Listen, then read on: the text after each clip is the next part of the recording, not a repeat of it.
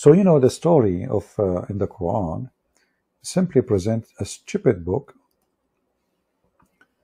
made by a stupid prophet who copy a story written by someone from Syria. It's a fiction story about Alexander the Great. He found where the sun set. He found where the sun rise. He built a dam. It's a fiction story. The stupid Muhammad, he took the fiction story and he put it in his book.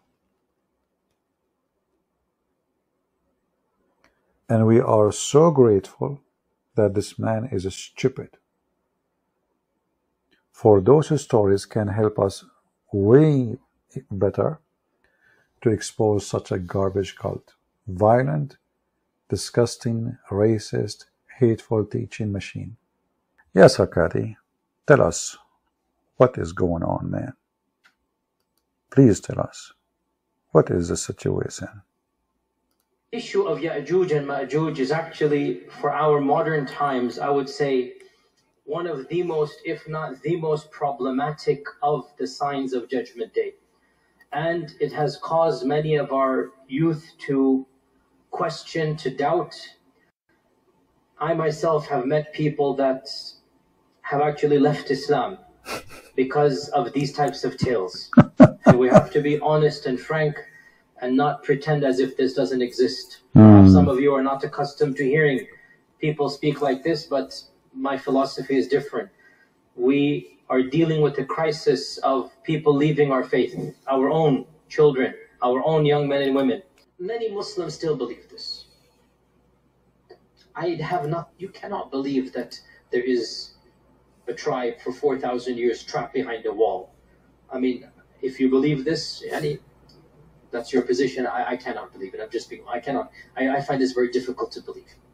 Did you hear it? People, did you hear it? But if we read the verse together, we will see immediately that the Quran made it so clear that those same people will be, this is the whole point of the war. If they will die next year, why want to build a wall? And the Quran saying that clearly, that they are being held behind the wall. What I can say? Hey Muslim, did you hear it? Do you believe in this? Yasir Qadhi says, what I can say? Okay. And then what is the solution? What is the solution? If you don't believe in this, you are stupid. Let us hear more. Maybe he have a solution. Others have said, we need to reinterpret Yajuj and Majuj metaphorically. Oof. And this goes back to another thing that I kept on stalling when we talked about the Dajjal, because I wanted to talk about it with Yajuj and Majuj. And that is this newfangled interpretation. And it is newfangled. Do not find it in pre-modernity. This is a very modern interpretation. It only begins in the 60s and whatnot. And it has now become common, very common. So much so that many famous people, many mainstream people are explicitly or implicitly saying it in this land and in some islands in the Bermudas as well. There's a famous person who's well known for this type of theory. No names mentioned. That's not my philosophy to mention names typically. Where they say Dajjal and Yajuj and Majuj are symbolic. Brother, he built a symbolic wall from copper and iron. By the way, he is not agreeing. He's saying this is stupid too. We have to give him a credit now about this. But we want to see what he want to say. I mean, okay, so this is stupid. The claim of it is symbolic is stupid. So what is the solution? The issue of Yajuj and Majuj is something that doesn't just occur in the Hadith. It is explicit in the Quran.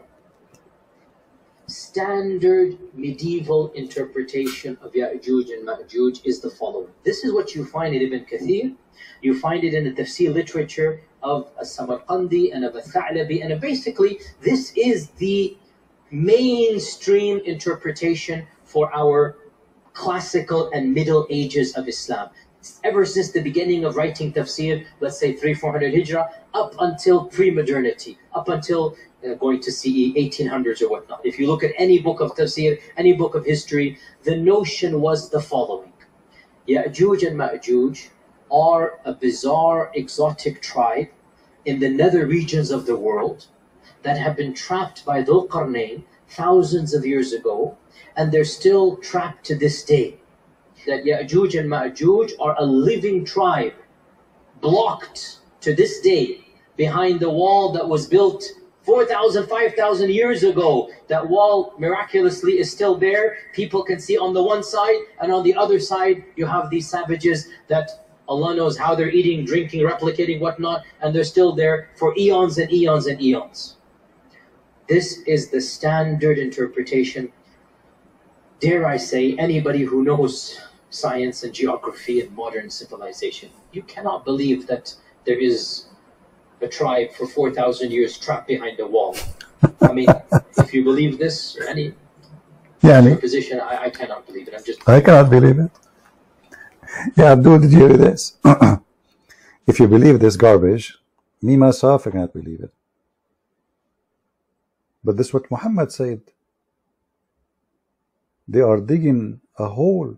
He woke up from his dream. He saw them digging the wall. He said, "Awi to the Arab. A hole like this is open, bigger than the anus of Muhammad." So, this guy is saying to you, if you believe in the garbage you have in your books, Muslims, this is your stupidity. Like he don't dare to use the word, but this is what he means. He said, I cannot believe in such a thing. This is stupid. Let us go to the Quran and see how stupid this religion is.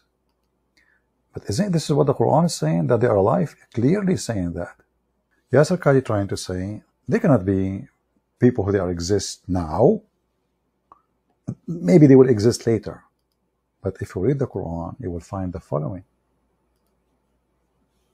And this is why we laugh at the low IQ of those who call themselves sheikhs.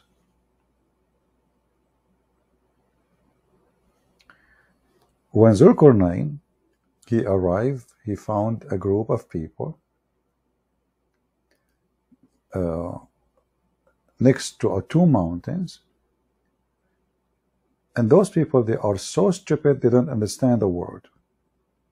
And then they said, Zulqarnain, I mean, do you see, I mean, the stupidity is amazing. You just said a second ago, like, hardly, they don't even understand the word. And then they said, Zulqarnain, verily Yajuj and Majuj, Gog and Magog, doing great mischief. And suddenly they became wise people. What happened to the people who don't understand the word? Say, oh, Gog and Magog, they are hiding under the ground. But the Quran says he built a wall between two mountains. What underground? You know? Some Muslims, they say they are zombie. They are not a human like us. This is why they are under the ground. And some even they said, you know what? They are dead. They have a zombie disease. And maybe after like 1,000, 2,000 years, they will wake up. My friend, you are talking about your mother-in-law. This is not what is written in the Quran. So they try their best to find a solution for a stupid story. Muhammad, he copied from others. He put it in his book. And they try to solve it by lying to themselves, lying to their children. And the more they lie, the more they dig in the ground, the grave of Islam.